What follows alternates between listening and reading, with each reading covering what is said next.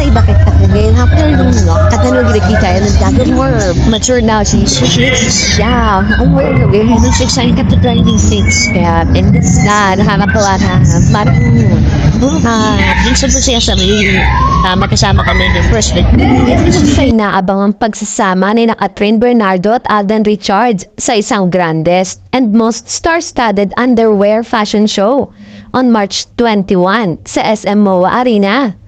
I hope yarin ang Katden fans na muling magsama ang dalawa sa ABS-CBN Ball 2025 sa darating na April 4. Nagdiwa nga agad ang mga fans sa save the date announcement ng tinutukoy ay magkakaroon nga this year ng inaabangang pinakamalaking event na pagsasama ng Kapamilya Star sa susunod na buwan. Mas napaaga nga this year ang Kapamilya event kasi usually during the last quarter of the year ito ginaganap.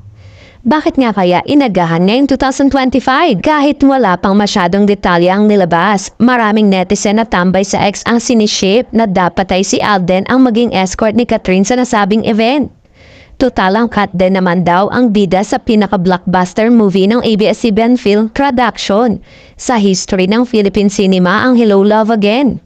Dapat lang daw na bigyan ng pinakamataas sa pagkilala sina Kat at Tisoy sa nasabing ball. Deserving araw ito ng Katden. Pero for sure, present din ang nasabing Kapamilya Artist Grand Reunion event si Daniel Padilla, na bida sa nangungunang action-packed series ng ABS-CBN Studios ang Incognito.